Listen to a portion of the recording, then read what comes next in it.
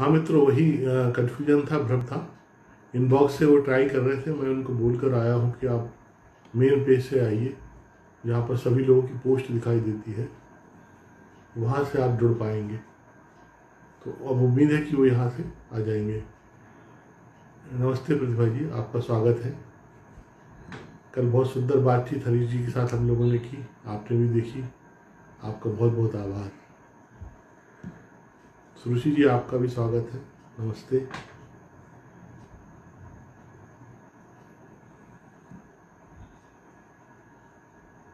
अभी मैं उनको कह आया हूँ कि वो एक फ्रंट पेज से आए, मेन पेज से।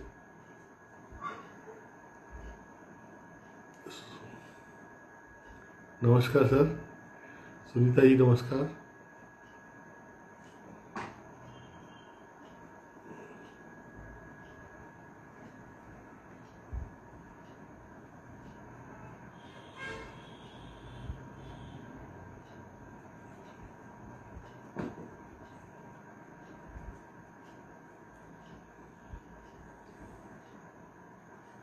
सभी को नमस्कार। आदरणीय पंडित जी, सुनीता जी, सुरुचि जी,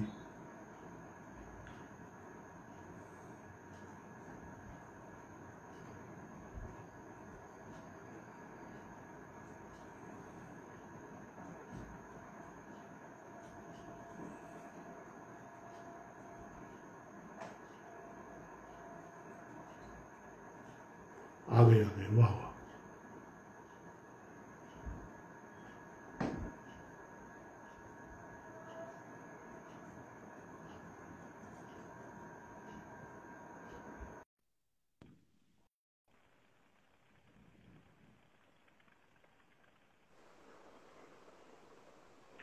भाई साहब नमस्कार। नमस्कार नमस्कार, प्रणाम। थोड़ा सा टेक्निकल प्रॉब्लम हो गया। नमस्कार। हाँ, वो इनबॉक्स से नहीं जुड़ सकते, ये फ्रंट से जो मेन पेज अच्छा, होता है जी वहाँ जी। के टॉप से। तो मेरे को लग रहा था, इसलिए फिर मैं आपको वहाँ ढूंढने आ गया। उसके लिए फिर यहाँ से लॉग आउट होना पड़ा। जी ऐसा होता है। अब हम फिर वापस आ गए अपनी जगह पर। जी। वे सब लोग उपस्थित हैं जो पहले से आपकी प्रतीक्षा में थे। सबको प्रणाम करता हूँ, सबको प्रणाम करता हूँ। क्षमा चाहूंगा, देर हो गई मुझसे। तो हमको फिर भी लेकिन 1 घंटा मिल जाएगा। जी इसका एक जी। सिद्धांत ये भी कि जब से अपन लॉग इन हो तब से एक घंटा पूरा देता है। जो अच्छा और अच्छा। और आधे मिनट पहले वार्निंग देके कट करता है, तो हम लोग 5-8 मिनट पहले अपना कंप्लीट करेंगे। ठीक है, आप जहाँ कहेंगे वहाँ। आपका बहुत बहुत स्वागत है इस कार्यक्रम में। आपको धन्यवाद। बताना चाहूंगा कि ये लगभग हम लोग 83 दिन से इस फ्रंट पे बात कर रहे हैं, रोज शाम को। ओ, और ये कोरोना काल में ही ये हमने शुरू किया था। इसकी प्रेरणा आपका ही बॉलीवुड का संसार है, जो लगातार उस हमने देखा कि ऋचा शर्मा, अनुपम खेर जैसे कलाकार प्रतिदिन शाम को अपने मित्रों से बात किया करते थे इसी स्वरूप में। तो हमें अच्छा। लगा कि हम कलाकार मित्रों से बात करेंगे और उनके जीवन सृजन को लेकर कुछ बढ़िया बातें हमको जो प्रेरणादायी होंगी जानेंगे, अनुभव लेंगे, तो बहुत अच्छा रहेगा। तो ये सब आप सबकी कृपा थी कि ये सब एक के बाद एक होता गया। इस समय आपका ये कार्यक्रम देखने जो शुरू में जो लोग आ गए थे, उनमें पंडित नित्यानंद हल्दीपुर जी हैं, बहुत बड़े बांसुरी वादक हैं मुंबई के। प्रणाम प्रणाम सर। डॉक्टर सुरुचि मोहता गायिका है मुंबई से, वे हैं। प्रणाम। शोभना राधा कृष्ण जी हैं, गांधी कथा कहती हैं, काफी अनुभवी। सोमना जी प्रणाम करता हूँ। पीता गडकरी हैं, पेंटर हैं। सुनीता सिंह प्रणाम हैं, गडकरी जी, प्रणाम। और सौरभ, सब आते जा रहे हैं जी। तो मैं सबसे पहले तो आपसे ये जानना चाहूंगा, हालांकि मुझे पता है कि इस बीच आपने सोशल मीडिया पर विद्यार्थियों को भी पढ़ाया है, अभिनय के टिप्स दिए हैं, लोगों से संवाद भी किया है। जी जी जी। तो ओवरऑल कैसा समय कट रहा है ये पूरा छुट्टी महीने का? नहीं, मैंने विद्यार्थियों को नहीं पढ़ाया है, मैंने अपने आप को पढ़ा है। ये मेरा अपना अपना रिवीजन था, सेल्फ रिवीजन था। हाँ। जब आपको अध्यापन करना होता है, उसके पहले अध्ययन करना होता है। अध्यापन के लिए अध्ययन आवश्यक है, तो वो अध्ययन होता चला गया। और मैं फिर वो विद्यार्थियों को जैसा जैसा हमारे जितने थिएटर के इंस्टीट्यूशंस हैं, संस्थान हैं, या यूनिवर्सिटीज है या फेस्टिवल के जो करवाते हैं वो लोग जो हैं, उन सबसे हम मैम जुड़ा और सबके साथ इस तरह का सत्र हुआ। जी जी जी। तो इससे सबसे बड़ा फायदा मेरा ही है, मेरा ही हुआ, सबका तो हुआ ही हुआ। जी जी जी वाह वाह। ये और इसमें बीच में फिर घर में भी हाथ बटाया होगा? हाँ, मैं तो बहुत बढ़िया पत्नी का हाथ बटाता हूं और जो भी काम कहती है मैं करता हूं। बर्तन धोने से लेके किचन का कोई भी काम, जितना हम संघर्ष के दिनों में खुद किया करते थे, थिएटर के संघर्ष के दिनों में और सिनेमा के संघर्ष के दिनों में सारा काम स्वयं करते थे, वो सारा काम मैं सीखा हुआ हूं और सब करता रहता हूं जब भी आवश्यकता होती है। हालांकि वो करने नहीं देती मुझे, लेकिन मैं करता हूं अपनी तरफ से।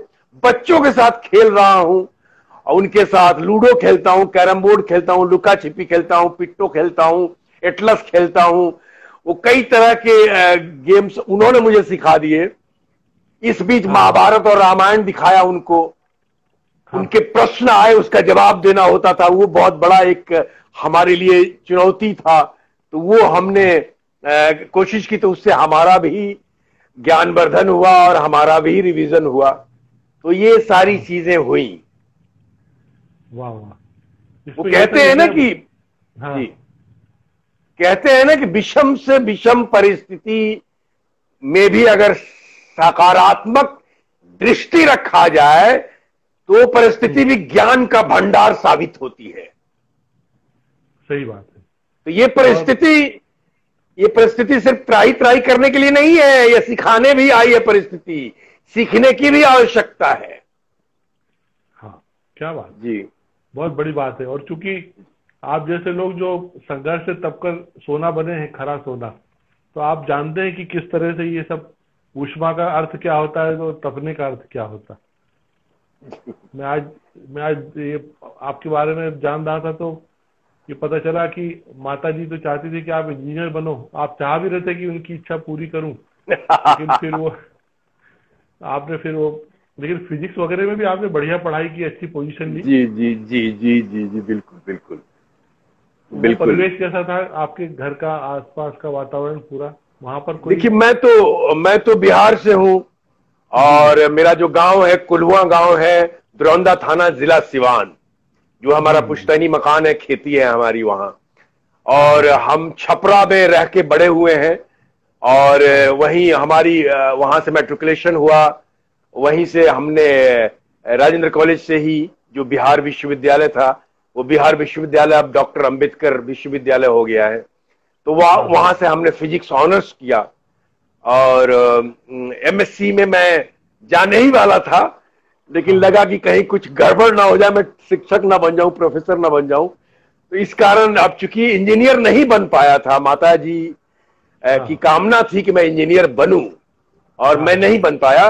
बिहार में एक परंपरा रही है हमेशा से कि प्रत्येक घर में एक आईएएस हो या आईपीएस हो, एक डॉक्टर हो या इंजीनियर हो। घर में चाहे कितनी भी कमी हो, चाहे गहना गिरवी रखना हो, चाहे खेत गिरवी रखना हो, लेकिन बेटे या बेटी को आईएएस की तैयारी करवाएंगे, आईपीएस की तैयारी कराएंगे, इंजीनियरिंग पढ़ाएंगे, डॉक्टरी पढ़ाएंगे। ये एक बहुत ही अलग परंपरा है और ये परंपरा आज से नहीं, वर्षों से है, आज भी है। वाह। तो ये एक जुनून और ये एक शिद्दत और ये एक संकल्प जो है वो हमारे बिहार में और बिहार के साथ, क्योंकि पूर्वी उत्तर प्रदेश भी है, तो उत्तर प्रदेश में भी यही परंपरा है, पूर्वी उत्तर प्रदेश में। और मेरा ख्याल है मध्य प्रदेश में भी यह परंपरा है। नहीं, ये तो सही है आप कह रहे हैं। जैसे अब बिहार की भूमि तो खैर ज्ञानियों की भूमि है, वहां पर कितने बड़े बड़े साहित्यकार हुए। जी जी जी जी जी मतलब फणीश्वर नाम रेणु से लेके कितने बड़े मूर्धन्य लोगों की जी जी जी बिल्कुल बिल्कुल। रेणु जी हुए हैं, बाबा नागार्जुन हुए हैं, विद्यापति जी हुए हैं, मंडन मिश्र हुए हैं, भिखारी ठाकुर हुए हैं, महेंद्र मिश्र हुए हैं, आचार्य चाणक्य हुए हैं। तो वहां तो और नालंदा जैसा विश्वविद्यालय वहां पे। तो और जब बिहार का क्षेत्र बहुत बड़ा था आजादी के पहले, तो तक्षशिला भी बिहार में ही था। तो इस तरह के विश्वविद्यालय हुआ करते थे जहां विश्व से विद्यार्थी आते थे पढ़ने के लिए, और हर तरह की पढ़ाई होती थी। पूरा व्यक्तित्व का निर्माण और निखार करके तैयार करके विद्यार्थी बाहर समाज में निकलते थे, और समाज को जो आवश्यकता होती थी वो विद्यार्थी देते थे। लेकिन चूंकि आज शिक्षा प्रणाली बदल चुका है, आज हम मैकाले को लेकर चल रहे हैं, तो वो जो शिक्षा प्रणाली था वो ध्वस्त हो गया।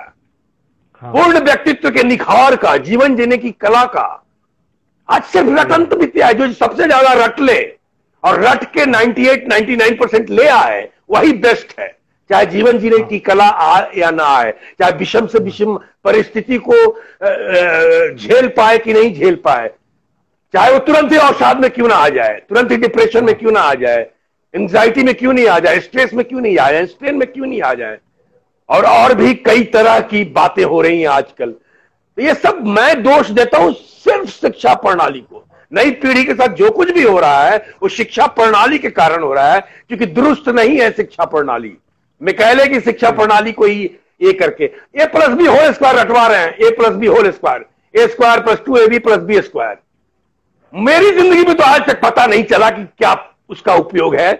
शायद आपकी जिंदगी में कुछ उपयोग हुआ हो, या कि जितने लोग हमारे साथ जुड़े हुए हैं कोई भी बता दे, प्रधानमंत्री से लेकर राष्ट्रपति तक, कि A+B² का, A²+2AB+B² का क्या फायदा है जीवन में, क्या उपयोग है, क्या प्रयोग है, और रटवाए जा रहे हैं। क्या है मतलब, बेमतलब की चीजें। कौन सा इतिहास पढ़ा रहे हैं? वो इतिहास पढ़ाने की क्या आवश्यकता है? वो हम लोगों के साथ यही हुआ, नया मैथमेटिक्स जैसी आया वैसे हम लोग सब कोलैप्स होते चले गए जी। और एक समय हम सबके माता पिता ने ये चाहा कि हम लोग खूब सारा दूध घी खा के सेहत बनाएं। और अब जो इस जनरेशन के जो माता पिता हैं उनके सब बच्चों को चश्मा लगा है, दांत खराब हो गए हैं। बिल्कुल बिल्कुल बिल्कुल बिल्कुल बिल्कुल बिल्कुल खा रहे, एक अलग तरीके का वही प्रेशर जो आप बोल रहे हो 99.9। बिल्कुल बिल्कुल बिल्कुल। तो अब उसमें यह है कि वो बच्चों को बताना पड़ता है कि अंकल जी को नमस्ते करो, तो ही नमस्ते करते, नहीं तो नहीं करते। नहीं, वो संस्कार नहीं है। आपने जहां पे भी कंपटीशन और कंपेयरिंग डाल दिया, बच्चे का जो अपना वास्तविक भाव है, जो वास्तविक क्षमता है, जो प्राकृतिक देन है, वो वहीं पे मर जाता है। वो भाव वहीं समाप्त हो जाता है। वो फिर कंपेयर करने लगता है। वो अच्छा मैं उससे, वो क्योंकि माँ पिता ही सिखा रहे हैं, शिक्षक ही सिखा रहे हैं। सही बात। Comparing, competition. अरे किस बात का कंपटीशन? एक पेड़ के दो पत्ते एक जैसे नहीं होते, दो व्यक्ति एक जैसा कैसे हो सकता है? सही कह रहे। दो व्यक्ति एकता कैसा हो सकता है? हर व्यक्ति की आवाज एक जैसी नहीं हो सकती, एक जैसी आंखों की रोशनी नहीं हो सकती, एक जैसा बोल नहीं सकता, एक जैसा सुन नहीं सकता। हर व्यक्ति के शरीर में वात, पित्त, कफ, ये तीन दोष है, त्रिदोष, ये अलग अलग हैं, और सबकी मन स्थिति इसी पे डिपेंड करता है, इन्हीं दोषों पे। सारे रोग व्याधि इसी कारण होता है। इसका जरा भी असंतुलन हो जाए, इसका संतुलन आवश्यक है। तो हर व्यक्ति में अलग अलग अनुपात में होता है। दो व्यक्ति एक जैसा कैसे हो सकता है मानसिक रूप से? पहली बात। दूसरी बात, ये तीन दोष हुए, तीन गुण, रजोगुण, तमोगुण, सतोगुण। अब ये तीन गुण, अब किसी में रजोगुण ज्यादा है, किसी में सतोगुण ज्यादा है, हाँ? और किसी में तमोगुण ज्यादा है। छीनना ही छीनना है, हासिल करना ही, चाहे झपटना पड़े, चाहे कुछ भी करना पड़े। अब ये मानसिकता अगर भर दीजिएगा आप तमोगुण वाला, कि झपटो, छीनो, लूटो, खसोटो, किसी तरह अचीव करो, अचीव करना है 98% अचीव, आगे बढ़ो उससे, तो फिर बच्चे क्या करेंगे? आप तमोगुण भरे जा रहे हैं बच्चों में। ये गुण भी अलग अलग है, हर बच्चे में अलग अलग। जिस बच्चे में रजोगुण ज्यादा है वो बच्चा अलग ढंग का होगा, हर कुछ प्राप्त करेगा, लेकिन सिद्धांत के साथ प्राप्त करेगा। जो सतोगुण है वो हर कुछ वो भी प्राप्त करेगा, लेकिन सत्यता से प्राप्त करेगा, पवित्रता से प्राप्त करेगा। और जो तमोगुण है वो लूटेगा, खसोटेगा, कंपेयर करेगा, कंपटीशन करेगा, भयानक मामला होगी। और 50 तरह की मानसिक बीमारी, शारीरिक बीमारी लेकर उस समाज में चलेगा। ये सब ये मैं आधारभूत मूलभूत बातें बता रहा हूं शरीर के लिए। लोग कहते हैं साहित्य पढ़ो, साहित्य पढ़ो, साहित्य पढ़ो। कौन सा साहित्य पढ़ो भाई? तुमको कोई साहित्य समझ में नहीं आएगा। सबसे पहले अपने शरीर का साहित्य पढ़ो, अपना साहित्य पढ़ो, अपना स्वाध्याय करो।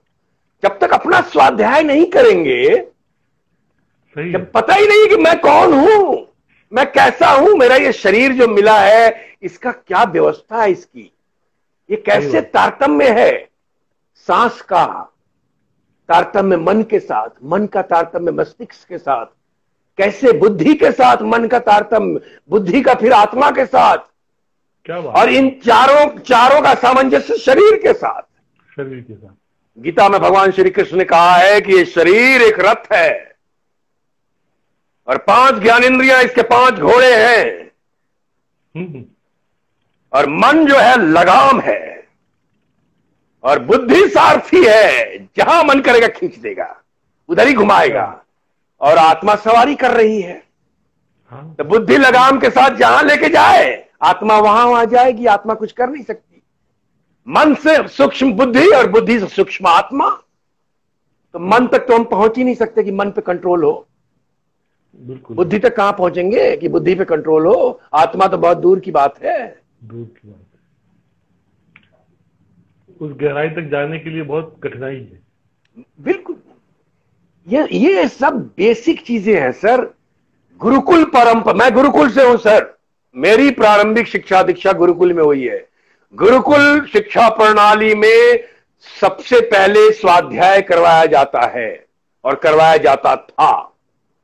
आजकल क्या है गुरुकुल में मुझे मालूम नहीं है। आज तो गुरुकुलम खोला हुआ है बहुत सारे अंग्रेजी टाइप के, बड़ी बड़ी बिल्डिंगों और संगमरमरों, वो मुझे मालूम नहीं है क्या है। लेकिन ये स्वाध्याय सबसे पहला बेस है, आधार है कि पहले स्वाध्याय जानो, अपने बारे में जानो, अपने मन के बारे में जानो, चेतन मन के बारे में जानो, अचेतन मन के बारे में जानो। चेतन मन कैसे कार्यरत है, अचेतन मन कैसे कार्यरत है, श्वास कितने प्रकार का है, क्या हम श्वास लेने की विधि जानते हैं, क्या हम श्वास ले सकते हैं, हम ठीक से लेते हैं, हम बोलते कैसे हैं, हमारा बोलने का क्या है, हम जीवित कैसे हैं, नाद क्या है, नाद से कैसे उत्पत्ति होती है श्रुतियों की, श्रुतियों से कैसे उत्पत्ति होती है स्वर की, स्वर से कैसे उत्पत्ति होती है तान की, तान से कैसे उत्पत्ति, कैसे लय, उस लय को समझना पड़ेगा। और वो लय तब तक नहीं समझेंगे जब तक आप शांत नहीं होंगे, और शांत होने के बाद ही आप श्वासों पे ध्यान लगा पाएंगे। श्वास पे जब ध्यान लगाएंगे तो आपको रिदम महसूस होगा, वो पूरा लय महसूस होगा।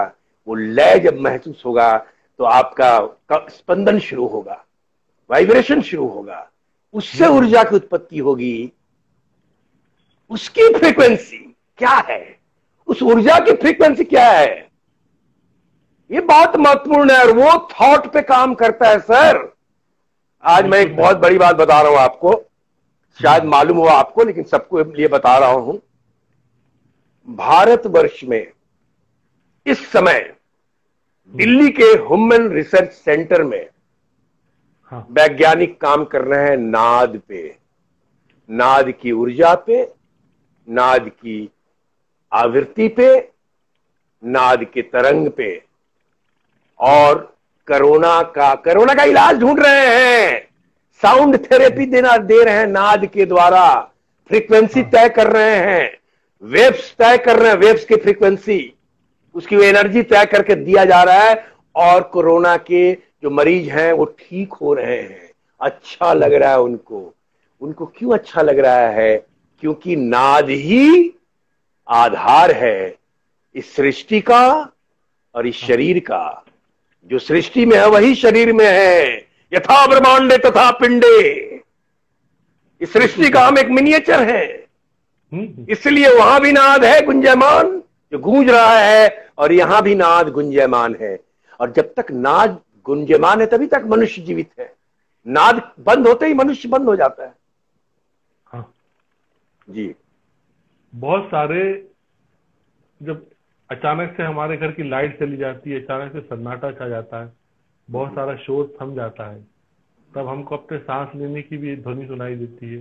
जी तब हमको ये भी लगता है कि हमारा दिल धड़कता है, तो हमारी देह में भी सिहरन होती है। जी जी बाकी जी बाकी बाकी शोर और ध्वनियों में हम भूले रहते हैं कि क्या जी चल रहा है। लेकिन वो सूक्ष्म बातें जो इस पूरे सन्नाटे में सुनाई देती, अपनी आवाज, अपनी जी। देह की आवाज। भाई मुकेश तिवारी जी ज्वाइन हुए आपके हाँ हाँ मुकेश जी नमस्कार। और आपकी वो टीम भी है जो इस समय टीवी पे शो चल रहा है आपका। अच्छा, उसके लोग भी इस पे आप उन्होंने नमस्कार किया है आपको। सबको नमस्कार करता हूँ, प्रणाम करता हूँ। ओजस ओजस ओजस। मुकेश तिवारी जी कह रहे हैं जय हो। जय हो मुकेश जी जय हो, अभिषेक जी जय हो, हेमंत जी जय हो, मोहित जी जय हो। आ रहा है, मैं पढ़ रहा हूँ। हाँ जय महाकाल जय महाकाल। शिव शिव शिव हाँ। का आवाहन कर लेते हैं। श्रावण चल रहा है। जटाटवी गल ज्वला प्रवाह पावित स्थले गलय वलंब लंबितम भुजंग तुंग मालिकाम डमट डमट डमट डमन निनाद बड्डमर्भयम चकार चंड तांडवम तनोतु नः शिवः शिवम। भगवान शिव से प्रार्थना है विश्व का कल्याण करें, मानव का कल्याण करें, भारतवर्ष का कल्याण करें, पूरे समाज का कल्याण करें, हम सबका कल्याण करें। इस श्रावण में यही कामना है भगवान शिव से। जय हो। आपने रामायण धारावाहिक पे अलग ढंग से रावण के कैरेक्टर को प्ले किया। जी इस बात की बहुत सराहना होती है। तो उसके पीछे आपका क्या थॉट काम किया था, क्योंकि आपने इससे पहले कई किरदार ऐसे देखे होंगे, और निश्चित रूप से आपने चाहा होगा कि जो तजुर्बा आपको है उससे कुछ अलग बात बने। हाँ बिल्कुल। जब मुझे ये किरदार करने का मौका मिला, जब बातें फाइनल हुई और जब हुआ कि ये मैं ही करूंगा, तो मैंने एक शर्त रखा, और वो शर्त ये था कि मैं इस रोल को अपने ढंग से करूंगा, क्योंकि इस रोल को अरविंद त्रिवेदी जी ने लैंडमार्क बना दिया है। माइलस्टोन वो रोल है, उसको कोई बिट नहीं कर सकता। उसको कोई अगर बीट कर जाएगा तो कमाल हो जाएगा, लेकिन कर ही नहीं सकता।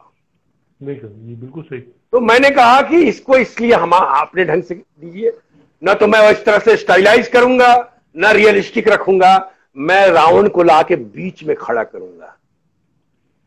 हमारा रावण एक जगह रोता है, पुका फाड़ फाड़ के रो रहा है, जैसे मनुष्य रोते हैं। मानवीय संवेदनाओं से जब मनुष्य उस उन्मादी अवस्था में आता है, जब उस दुखी अवस्था में आता है, जब उसके अपने खो जाते हैं, वो संवेदनाएं कैसे छलक पड़ती हैं। तो रावण की भी वो संवेदनाएं छलकी हैं, वो भावनाएं छलकी हैं। तो इस तरह से हमने खड़ा किया उसको, और एक अलग आयाम देने का प्रयत्न किया है। क्योंकि अभिनय में हर रोल में मैं कुछ ना कुछ अपना प्रयोग करता रहता हूं, क्योंकि अभिनय को मैं कुछ अलग दृष्टि से देखता हूं। तो हाँ, तो इसलिए मेरा कुछ अपना शोध है, उस ढंग से मैं देखता हूं और उस ढंग से कैरेक्टराइजेशन करने की कोशिश करता हूं। हाँ, ये है कि इसमें डायरेक्टर का बहुत बड़ा हाथ है कि वो कितना फ्री हैंड आपको देता है। हाँ हाँ, तो चूंकि थोड़ी सी सीनियरिटी होने के कारण वो फ्री हैंड मिल जाता है, तो थोड़ा सा मतलब। अभी ये 2 दिन पहले कुमुद मिश्रा भी हमारे कार्यक्रम में थे, तो वो ये बोल रहे थे कि अब आजकल जो निर्देशक हैं, फिल्मकार हैं, वो कलाकार को अच्छा फ्री हैंड देते हैं, और ये कह के देते हैं कि आप सब जानते हैं, आपका अच्छा अनुभव है, अभी आप कैसे करते हैं आप कीजिए। तो जी जी जी। तो एक कलाकार की कोई एक बड़ी स्पेस मिली है करने के लिए। फिर उनका अपना निश्चित रूप से फिर वो फ्रीडम में जाते, अगर कलाकार फ्रीडम में जाते हैं तो फिर किरदार निकाल कर लाते भी हैं आपकी तरह। और मुझे ऐसा लगता है कि जी हाँ, आप कह रहे हैं। हाँ नहीं, हाँ बताइए। मैं असल में थिएटर के समय में आपको ले जाना चाह रहा था, पर अभी आप जी, जो कह रहे हैं तो जी हाँ ले चलिए ना, थिएटर में चलते हैं। जो फिल्मों से ज्यादा बेहतर है थिएटर में जाना है, फिल्मों से ज्यादा बेहतर है थिएटर में चलते हैं। तो यहाँ पर जो आपने कुछ एक बड़ा समय इप्टा में काम किया लगातार। जी जी जी। 86 में आप आ गए थे यार बम्बई? मैं 83 में आ गया था। 83 में आ गए थे। 83 एंड में आया। लगभग 15-16 साल लगातार आपने थिएटर किया। जी जी, बहुत जबरदस्त। अबे आज भी जुड़ा हुआ हूँ। आज भी मेरे 2 ऐसे प्ले हैं जो 36 सालों से चल रहे हैं। एक और द्रोणाचार्य डॉक्टर शंकर श्रेष्ठ का प्ले, सुभाष डंगायत उसके डायरेक्टर हैं। आखिरी क्षमा जिसके नाटककार नाट्य रूपांतर कैफी आजमी साहब ने किया है, MS सत्थी साहब डायरेक्टर है उसके, वो भी 36 साल से जुड़ा हूं।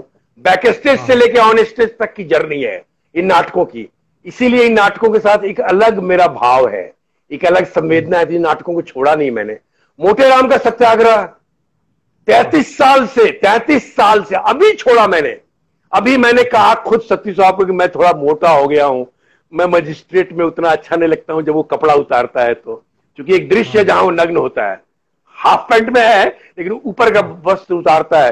तो मैंने कहा कि मेरा थोड़ा पेट उठा गया है सत्ती साहब, मैं थोड़ा नहीं करूं तो अभी छोड़ा। 33 साल, 33 ईयर्स। तो वो पुराने नाटक मेरे शो चल ही रहे हैं, वो मैं कर ही रहा हूं। नया नाटक अभी नहीं कर पाया हूं, वो मुझे करना है, वो ड्यू है और मैं अभी निकट भविष्य में करूंगा। तो इप्टा में जो काम करते हुए आपको किन निर्देशकों के साथ बहुत अच्छे यादगार अनुभव हुए? आपने जैसे बताया, देखिए इप्टा में तो मेरी शुरुआत हुई बैक स्टेज से। हाँ, इप्टा में चूंकि मैं बिहार में अपने यहाँ का हीरो था, मेन रोल करता था छपरा में, अपने गांव में भी। हमारे गांव में परंपरा रही है 2 नाटक की, भोजपुरी और हिंदी। और छपरा में जो एमेच्योर ड्रामेटिक एसोसिएशन जो हमारे माननीय डॉक्टर राजेंद्र बाबू के बड़े भाई माननीय महेंद्र बाबू ने स्थापित की, उसके साथ मैं जुड़ा था। शहर के बुद्धिजीवी, प्रोफेसर, शिक्षक, वकील, एजुकेशन ऑफिसर्स, इस तरह के लोक गायक, काफी लोग कलाकार जुड़े हुए थे। उसमें मैं जुड़ा और फिर नाटक करना शुरू किया। लेकिन वहां जो भी था वो एमेच्योर लेवल पे था, वहां मैंने बैक स्टेज शब्द नहीं सुना था, जो करने वाले लोग थे। यहां आने के बाद इप्टा में पता चला कि ये बैक स्टेज होता है, ये करो, झाड़ू लगाओ, कुर्सियां लगाओ, चाय बोल के आओ, चाय सर्व करो। इस नाटक में तुम बैक स्टेज कर रहे हो, तुम्हारा नाम लिखा गया है, हर काम तुम करोगे, तुम्हारे साथ 2 लड़के और हैं, ये विंग में खड़े रहो प्रॉपर्टी लेके, एक्टर एग्जिट करेगा, प्रॉपर्टी 2 एंट्री लेगा, कपड़े आयरन करवाओ, कपड़े धुलवा के लाओ, भिंडी बाजार जाओ, ऐसा हैट चाहिए, ऐसी छड़ी चाहिए, ऐसा चश्मा चाहिए, उस पीरियड का कोट चाहिए, ऐसा कोई पुराना कोट लेके आओ, ऐसा कुछ मिले तो ले आना, तो ऐसा सिगार चाहिए। तो वो क्या होता था कि वो ये सब कर रहे हैं, धूप में, चिलचिलाती धूप में घूम रहे हैं, ढूंढ रहे हैं, भूख रहे हैं, और किसी को आपको कुछ कहना भी नहीं है, आपको करते जाना है।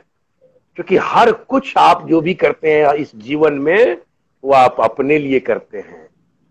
सबसे पहले आपको ये स्वीकार करना होगा और ये जानना होगा कि इस जीवन में, चाहे आप किसी भी क्षेत्र में हो, जो कुछ भी करते हैं वो आप अपने लिए करते हैं, किसी के लिए नहीं करते हैं।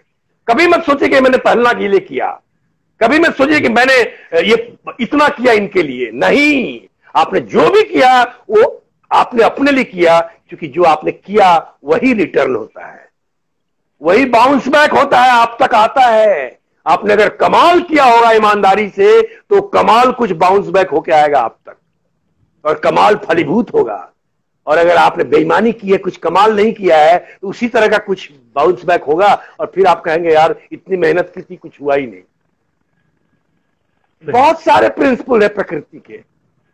तो यहां बैक स्टेज से शुरू हुआ मेरा सर, और बैक स्टेज करते करते धीरे धीरे बकरी में क्राउड में आ गया, सफेद कुंडली में क्राउड में आ गया, राक्षस में पता चला कि क्राउड में हूं, फिर पता चला एक रोल मिल गया, उसमें 2 लाइन का डायलॉग है। डायलॉग बोला तो एक सीनियर ने कहा कि कैसी डायलॉग बोलते हो, कैसी आवाज है तुम्हारी, फटी सी आवाज, अजीब सी आवाज है, क्या डायलॉग बोलोगे तुम?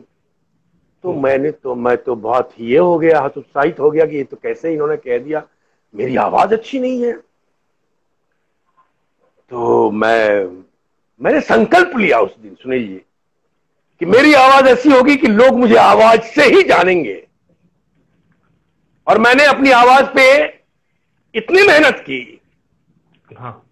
इतनी शोध की आवाज के लिए कि आवाज के लिए क्या क्या किया जाए। एक एक्टर क्या क्या कर सकता है कि वो 80 साल तक गरजता रहे, 80 साल की उम्र तक गरजता रहे और उसकी आवाज इतनी कमाल हो। उस दिन मैंने संकल्प ली थी, मैं समुद्र किनारे जाता था रात को 10 साढ़े 10 बजे रिहर्सल के बाद, और 1 घंटे की प्रैक्टिस थी मेरी समुद्र किनारे। कमाल। जो लोग रात को वॉक करते थे 5 स्टार में रहने वाले लोग, इंटेलेक्चुअल लोग या फॉरेन से आए हुए, वो मुझे खड़े होकर देखते थे ये कर क्या रहा है, पूछते भी थे what are you doing, I am doing voice exercise. Voice exercise, there are exercises for voice. Yes, what do you do? Sir I am an actor. Oh, you are an actor, there are exercises for voice. मैंने कहा of course I am doing this because I have to prepare my voice like anything. क्या बात। सो वो काम शुरू हुआ। Crowd में जब आए तो थोड़ा कॉन्फिडेंस हुआ कि चलो बैक स्टेज से ऑन स्टेज आए, 1 लाइनर 2 लाइनर मिलने लगा, इस तरह की चीजें होने लगी। उसके बाद रोल का जद्दोजहद शुरू हुआ, छोटे छोटे रोल मिलने लगे। फिर नए प्ले होते थे, नए डायरेक्टर आएंगे, नए प्ले होते थे तो होता था कि भाई हम ऐसे भी रीडिंग करवाए, पता चला रीडिंग भी करवाई, कास्टिंग नहीं हुई। तो बहुत ये होता था कि बैक स्टेज मैं कर रहा हूं, कास्टिंग उसकी हो गई, मेहनत मैं कर रहा हूं, इप्टा में इतने सालों से मैं हूं, मैं तैयार हो रहा हूं। और एक संकल्प था कि एज एन एक्टर अपनी तैयारी ऐसी करनी है तैयारी, उसके बाद मैं सिनेमा में आऊंगा। तब टेलीविजन नहीं था सर, टेलीविजन आया ही था, 2 ही सीरीज बन रहे थे, हम लोग दिल्ली में, ये जो है जिंदगी बॉम्बे में, और कुछ नहीं था उसमें, सब सीनियर लोग थे। तो हमारी ऐसी बात थी कि मैं अपनी तैयारी ऐसा करूं कि तैयारी करके ही आऊं। फिर मैं सोचता था रोल मिलेगा तब तैयारी होगा ना बैक स्टेज में। तो चूंकि बैक स्टेज में मैं था तो हर रिहर्सल मुझे अटेंड करना था, ईमानदारी से अटेंड करना था। कुर्सी मुझे लगाना है, मार्किंग पे रिहर्सल के सेट्स मुझे लगाना है, फिर मुझे ही समेटना है, मुझे ही चाय सर्व करना है अपने 2 असिस्टेंटों के साथ, या किसी प्ले में मैं ही असिस्टेंट हूं, मैं मैनेजर कोई और है, प्रोडक्शन मैनेजर, तो मैं ही असिस्टेंट हूं, तो मैं कर रहा हूं, और भी लड़के कर रहे हैं। तो शुरू से आखिरी तक हम पूरा प्ले का रिहर्सल देख रहे हैं, जिस प्ले में हम नहीं है, सिर्फ बैक स्टेज में है। अब हुआ ये, जो मैं असली बात बता रहा हूं, जो हर एक्टर के लिए है, कि मैं रिहर्सल देखता था और मैं सोचता था कि अगर इस नाटक में मैं ये रोल करूं तो कैसा करूंगा, और मैं वो रोल करने लग जाता था मानसिक रूप से, वो रोल मैं करने लग जाता था मानसिक रूप से, और उसके लाइन्स याद हो जाते थे। सड़क पे चल रहा हूं रिहर्सल के बाद, बस स्टॉप पे जा रहा हूं, स्टेशन जा रहा हूं, वो लाइन्स करते हुए जा रहा हूं उस कैरेक्टर का। पता चला ये तैयार हो गया, अब ये रोल कैसा है, इसको करूंगा तो कैसा करूंगा। हर प्ले के रोल्स तैयार हो गए, पूरा प्ले मैं देखता था, पूरे प्ले को अपने ढंग से, पूरा डायरेक्टर की तरह पूरे फ्रेम को देखता था। क्योंकि जो मेन एक्टर देख रहा है वो तो सिर्फ अपने रोल को देख रहा है, अपने रोल पे ध्यान है उसका, बाकी रोल पे ध्यान नहीं है। लेकिन हम तो यहां बैठे हुए हैं, यहां से बैठ के देख रहे हैं रिहर्सल। ये एक प्रक्रिया चलने लगा, और हर 2 रिहर्सल के बीच में हमें 24 घंटा का समय मिल रहा है सोचने के बारे में, अपने कैरेक्टर के बारे में, अपने को कैरेक्टर्स के बारे में सोचने, पूरे प्ले के बारे में सोचने का, और माइंड पूरा एक्सरसाइज हो रहा है 24 घंटा। फिर नेक्स्ट रिहर्सल अटेंड किया, फिर 24 घंटे के बाद फिर 3rd 4th 5th, हर एक 2 के बीच 24 घंटा। समझ लीजिए एक्टर का, जो थिएटर का एक्टर है, उसका कितना ब्रेन एक्सरसाइज हो जाता है। ये एक नाटक की बात कर रहा हूं, अगर एक एक्टर 10 20 25 नाटक किया हुआ है तो समझ लीजिए किस लेवल पे तैयारी होगी उसकी। कॉन्शियस माइंड ने इस तैयारी को किस लेवल पे सबकॉन्शियस में स्टोर किया होगा। तो बैक स्टेज ने मुझे तैयार कर दिया। अब एक घटना और सुना देता हूं। एक नाटक था राज दर्शन, जो नया नया हो रहा था, वामन केंद्र उसके डायरेक्टर थे। 10 दिन रीडिंग चली, रीडिंग मुझसे भी करवाया उन्होंने, लेकिन कास्टिंग जब अनाउंस किया तो पता चला कि मेरी कास्टिंग नहीं हुई। इप्टा का एक ट्रेडिशन रहा है कि जब डायरेक्टर कोई नया आता है, कास्टिंग अनाउंस करता है, तो पूरी इप्टा सीनियर सारे बैठे रहते हैं और फिर कास्टिंग ये होता है। उस समय हंगल साहब भी थे, सब कोई बैठा हुआ था। और इन्होंने कास्टिंग डिक्लेयर किया, मुझे बहुत बुरा लगा कि मुझसे रीडिंग करवाया, ये किया, मुझे बहुत उम्मीद थी और मैं इस कैरेक्टर के लायक भी हूं। ये रोल मुझे नहीं दिया इन्होंने, सेनापति का रोल आज भी याद है मुझे। तो मैंने हाथ उठा दिया, कुछ बोलना चाहता हूं। मैंने कहा आपको क्यों लगा ऐसा कि मैं नहीं कर सकता, मुझे क्यों नहीं कास्ट किया? पर इतना कहना था, हंगल साहब मुझ पे बरस गए कि आप इप्टा के डायरेक्टर को कैसे चैलेंज कर सकते हैं? तो मैंने कहा सर मेरा अधिकार है, ये मेरा घर है, मैं यहां कार्यरत हूं, यहां से सीखना शुरू किया हूं, यहां से बड़ा हो रहा हूं पौधे की तरह। बीज मेरा यहां अंकुरित हुआ है, ये जमीन मेरी है, ये पौधा बड़ा हो रहा है तो मेरा हक है कि इस वातावरण का संपूर्ण ऑक्सीजन मेरा होना चाहिए, यहां के आसपास के पौधों को होना चाहिए, इस इलाके का जितना पानी है हम में पड़ना चाहिए, उसके बाद कहीं और जाना चाहिए। और मैं चला गया, हंगल साहब ने मुझे बहुत डांटा, मैं चला गया, मैं 2 4 5 10 दिन नहीं आया।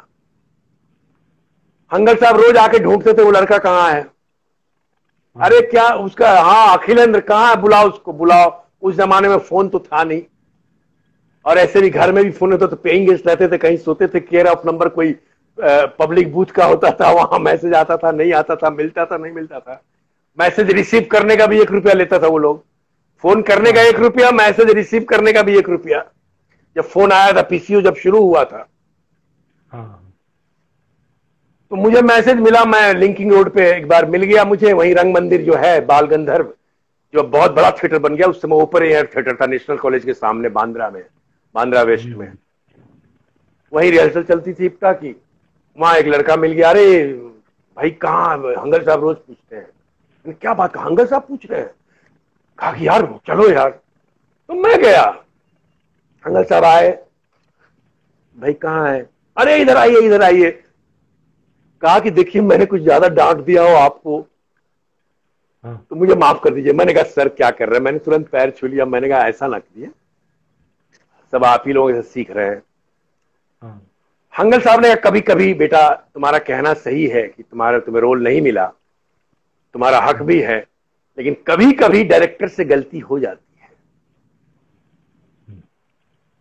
और उसके बाद उन्होंने एक किस्सा सुनाया, वो मैं सुनाता हूं आपको। उन्होंने कहा, ये हंगल साहब ने कहा कि 1955 में मैंने एक नाटक डायरेक्ट किया था डमरू, और दादर के छबीलदास में शो था। शो शुरू होने वाला है, जो मेन एक्टर था वो आया नहीं, पता नहीं क्या घटना घटी, उसका इंतजार हो रहा था, वो आया नहीं। रिहर्सल भी हो गई, ये हो गई, एक्टर तैयार हो रहे हैं, ये वो। एक जो बैक स्टेज करता था लड़का हंगल साहब के पास आया, कहा कि हंगल साहब अगर आपको इतराज ना हो तो क्या मैं ये रोल कर दूं? तो हंगल साहब ने डांट दिया, जाके बैठो उधर, बैक स्टेज करो, ये रोल करेंगे, आ जाएगा वो एक्टर। तीसरी घंटी जाने वाली थी, वो एक्टर नहीं आया। हंगल साहब एकदम पैनिक हो गए, डायरेक्टर थे प्ले के। उन्होंने सोचा कि वो लड़का कह रहा था, बड़ा कॉन्फिडेंट था, कर देगा क्या, है इधर आओ, लाइन से याद है? कहा हाँ। कर लोगे? पक्का, जाओ तैयार हो। और वो एक्टर गया, एंट्री लिया, उसने ऐसा परफॉर्मेंस किया जैसा प्रीवियस एक्टर ने नहीं किया था। और उस एक्टर का नाम संजीव कुमार। जी। तो ये हंगल साहब ने कहा कि बैक स्टेज इस तरह के एक्टर्स को प्रोड्यूस करता है, तुम क्यों चिंता कर रहे हो, तुम तैयार हो गए हो, अब तुम आगे करते ही जाओ नाटक। मेरे रोंगटे खड़े हो गए आपकी बात जी। ये है बैक स्टेज थिएटर के लिए, और कितना इंपॉर्टेंट है। मैं ये आज के विद्यार्थियों को, आज के एस्पायरिंग एक्टरों को बताना चाहता हूं कि इससे भागिए मत, थिएटर में आइए, संपूर्ण रूप से तैयारी हुई है, जैसे गुरुकुल में होते हैं, पूरे व्यक्तित्व को निखारिए।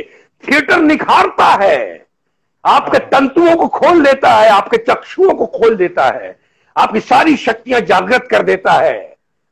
आपको पता चल जाता है कंठ, तालु, मूर्धा, दंत, होस्ट, जिह्वा का उच्चार क्या है, नाभि क्या है, हृदय क्या है, कंठ क्या है, नासिका क्या है, शीर्ष क्या है, आपको पता चल जाता है। कहां कहां से आवाज निकलती है, ये थिएटर में ही पता चलता है। मंद्र क्या है, मध्य क्या है, तार क्या है, किस स्वर में जाते हैं, सा पा सा, बस इतना ही तो खेल है, इतना ही खेल है। पूरा डायरेक्ट डिलीवरी इतने में, पूरा संगीत इतना ही में है। सही। शरीर का हालत वही है, सा पा सा। मैं क्योंकि उस तरह का सिंगर नहीं हूं, लेकिन मैं उस तरह से अभी, क्योंकि हम लोग वर्चुअल हैं, सो ये सारी चीजें एक्टर के लिए बहुत आवश्यक है। और उसके बाद दीजिए एक्टर को एक से एक प्रयोग करेगा। हमने अपने हर कैरेक्टर में प्रयोग किया। हमने क्रूर सिंह का रोल जो चंद्रकांता में किया, पहली बार मैंने ध्वनि को तकिया कलाम बनाया था, ध्वनि को। हाँ। आज तक फिल्म इंडस्ट्री में शब्द या वाक्य को ही तकिया कलाम बनाया गया है और बनाया जाता रहा है।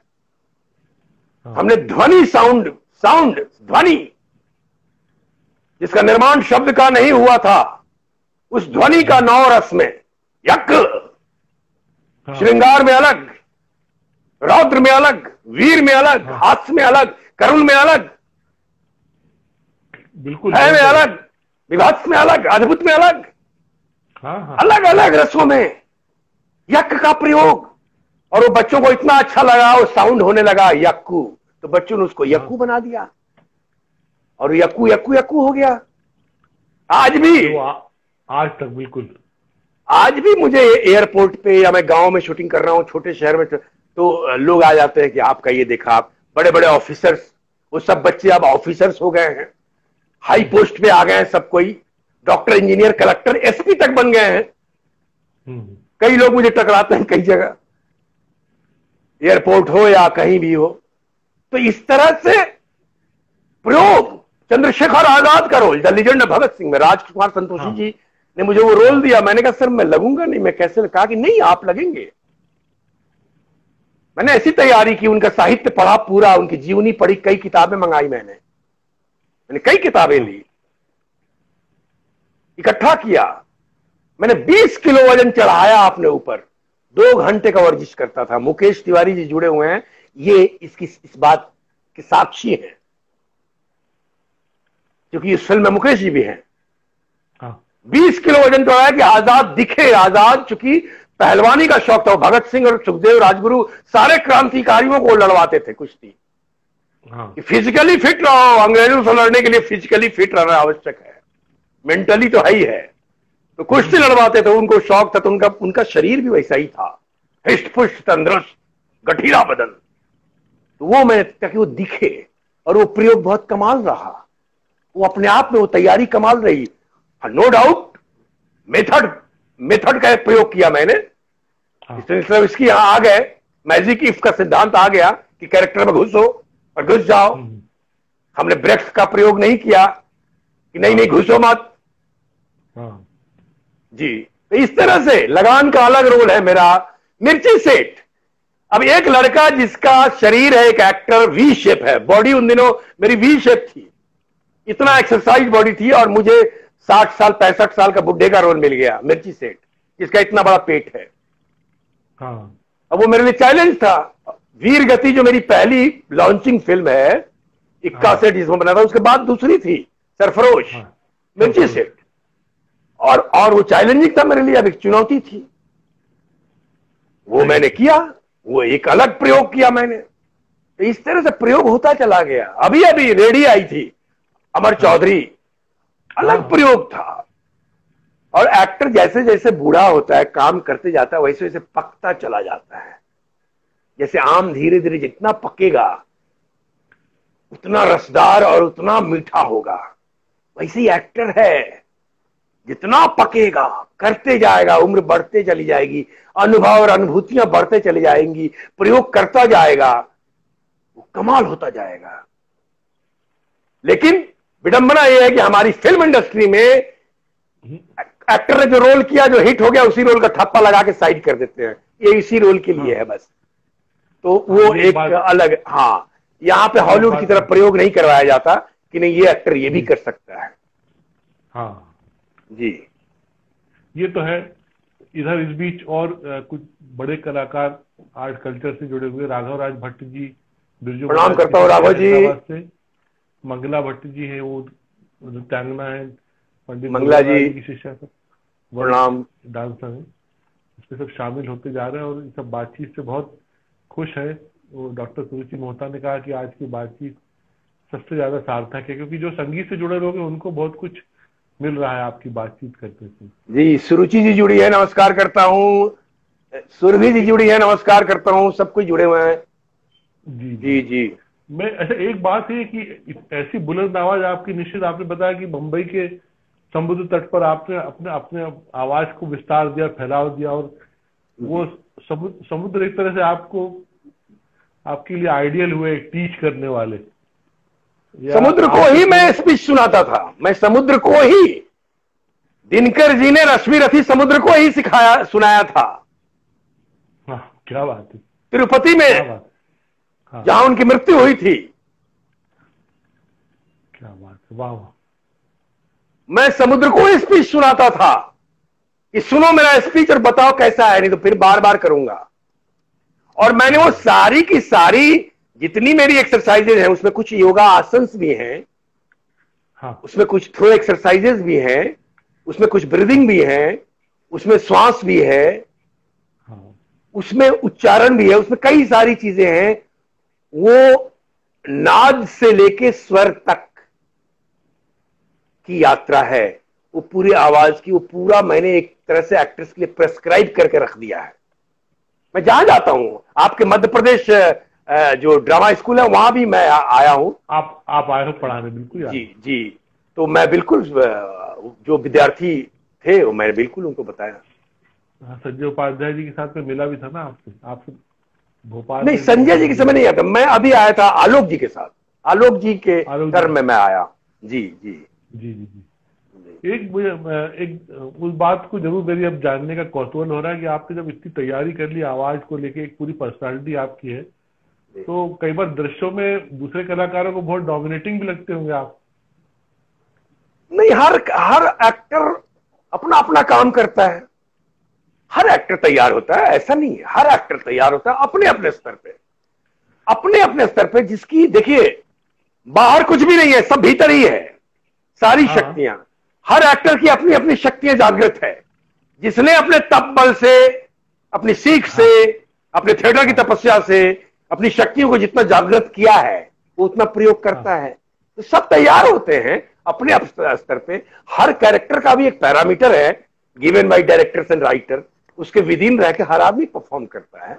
उसमें कुछ ये नहीं है कि ज्यादा कहीं कहीं कोई किरदार अंडर प्ले करने का भी मौका मिला पर्सनालिटी के। देखिए अंडर प्ले क्या होता है, ओवर प्ले क्या होता है, मुझे आज तक समझ में नहीं आया।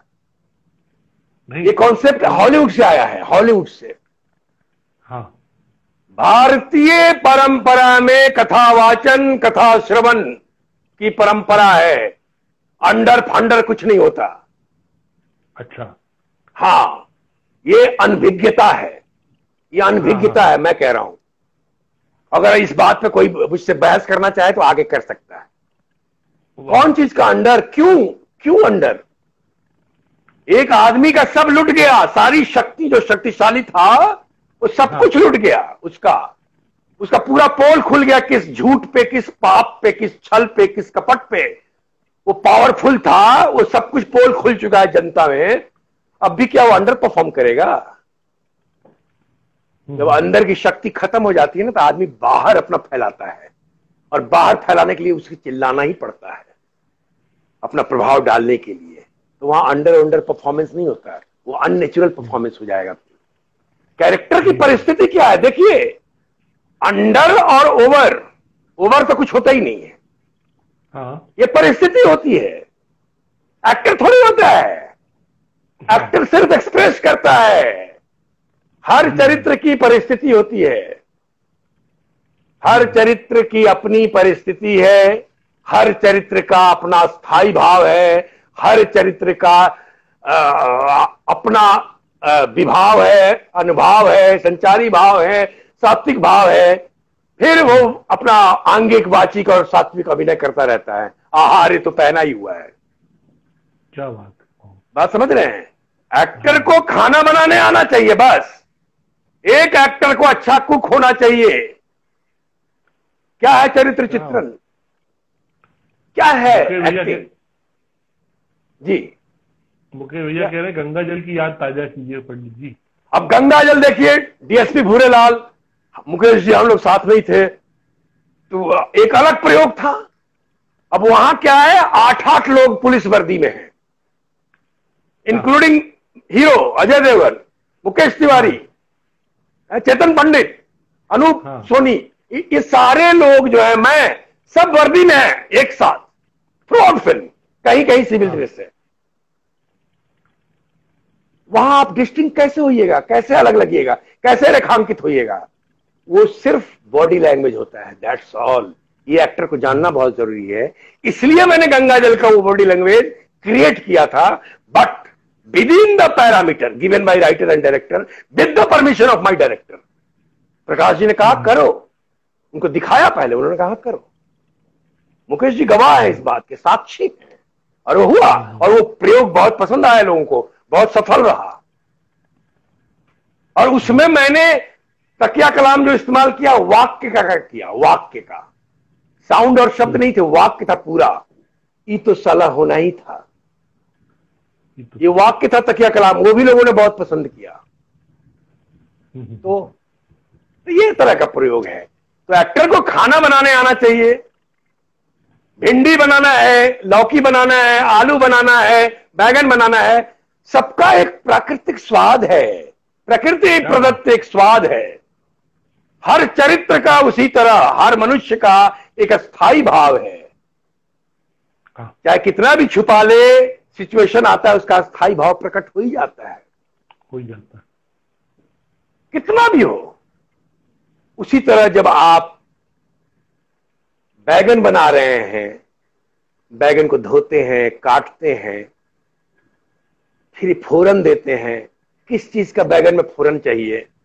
जीरा का चाहिए, राई का चाहिए, किस चीज का चाहिए? मिर्ची का चाहिए।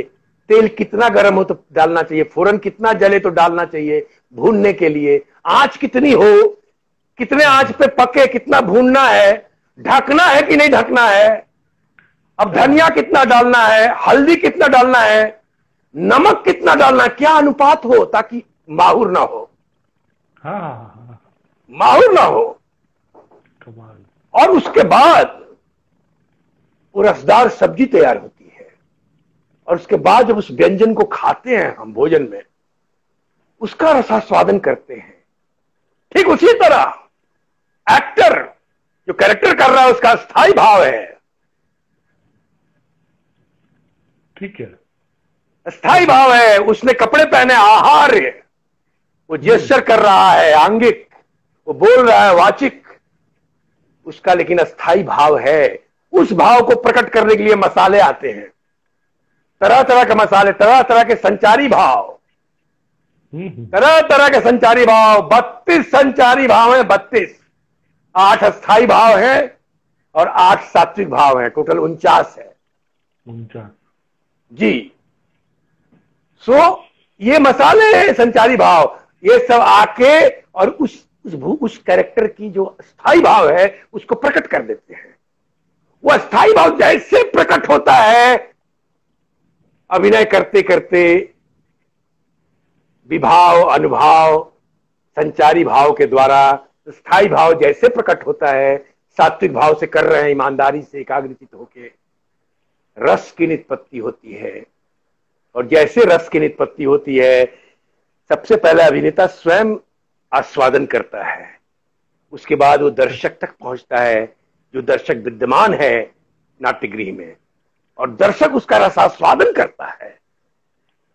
और जैसे रसास्वादन करता है कि ओह क्या अभिनय हो रहा है यार, क्या कर रहा है, माइंड ब्लोइंग, अद्भुत, क्या किया, ये शुरू हो जाता है। वो तालियां जबरदस्ती नहीं बजाता, हाथ उठ जाते हैं।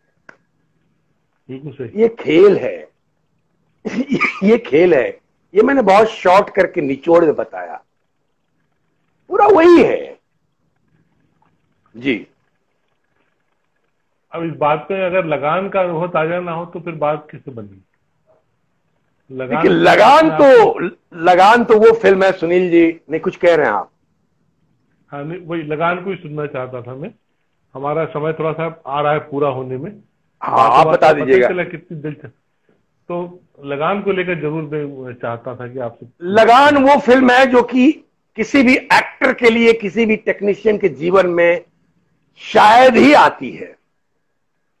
मैं बहुत सौभाग्यशाली हूं कि लगान का हिस्सा हूं। एक ऐसी बेहतरीन फिल्म जिसके बिना भारतीय सिनेमा का इतिहास नहीं लिखा जा सकता। एक ऐसी बेहतरीन फिल्म जी जी जी, और जो विश्व स्तर पे गया, वहां अकादमी पुरस्कार के लिए, और वहां नामांकित किया गया बेस्ट फॉरेन फिल्म कैटेगरी में।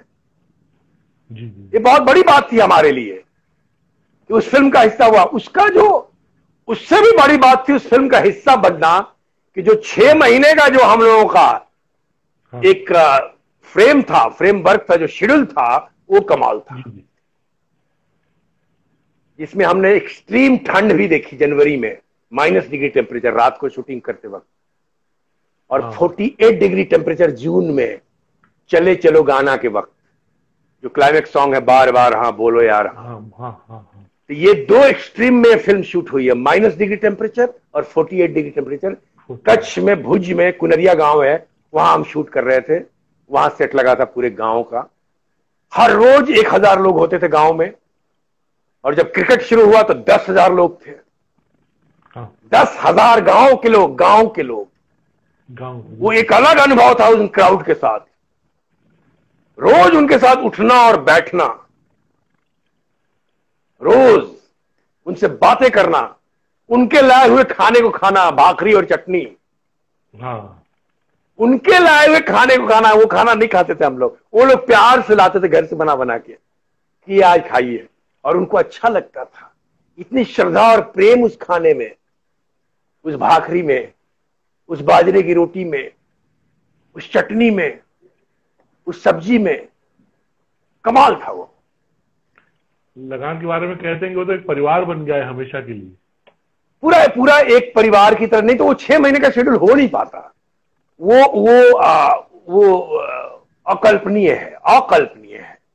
अविस्मरणीय तो है ही है, अकल्पनीय था वो, कि आप बगैर परिवार के वो कर नहीं सकते थे, क्योंकि अलग अलग माइंडसेट के लोग थे, अलग अलग पृष्ठभूमि के लोग थे, अलग अलग शिक्षा प्रणाली से शिक्षित हुए थे, अलग अलग पारिवारिक पृष्ठभूमि थी।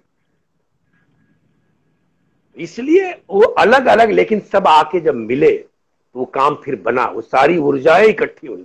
जब कहते हैं कि ऊर्जा जब इकट्ठा होता है एक साथ, हाँ, एक साथ,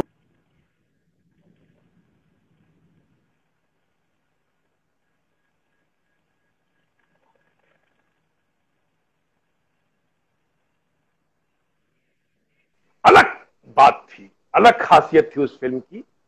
और जब शूटिंग हो रही थी तभी हमें लग रहा था कुछ बन रहा है, कुछ अच्छा बन रहा है। हम लोग सब आपस में बैठ के यही बात करते थे, कुछ देखिए क्या शॉट लगा है, क्या शॉट हो रहा है। एक मजेदार बात सुनाता हूं आपको लगान का, कि उसमें ऐसे एक्टर चाहिए था जिनको क्रिकेट नहीं आती है। तो उसमें सारे एक्टर को क्रिकेट आती थी, सबका सिलेक्शन हुआ। मुझे क्रिकेट नहीं आती थी। आशुतोष गोवारिकर बहुत खुश हुए कि अखिलेंद्र मिश्रा को क्रिकेट नहीं आती, चलो एकदम करेक्ट कास्टिंग है।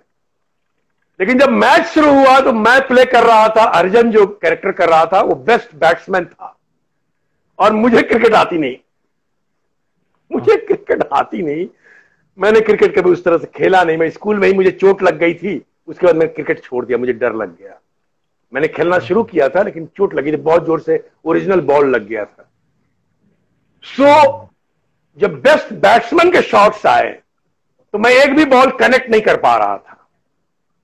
तो जो डायरेक्टर मुझसे कहता था बेस्ट कास्टिंग अखिलेंद्र मिश्रा, जिसको क्रिकेट नहीं आती, वो कह रहा अरे यार इसको तो कुछ आ ही नहीं रहा है। तो सब कहते थे कि अरे यार वाह, तब तो बहुत कमाल था, अभी नहीं आ रहा है तभी करो कुछ। तो वो जो शूटिंग हुई मेरी, 15 सेकेंड बचा है सर बस। तो वो शूटिंग एक कमाल अनुभव रहा, और बड़ा ही अच्छा है। हम सबको अभी भी संपर्क में लगान वाले, और मुझे बड़ा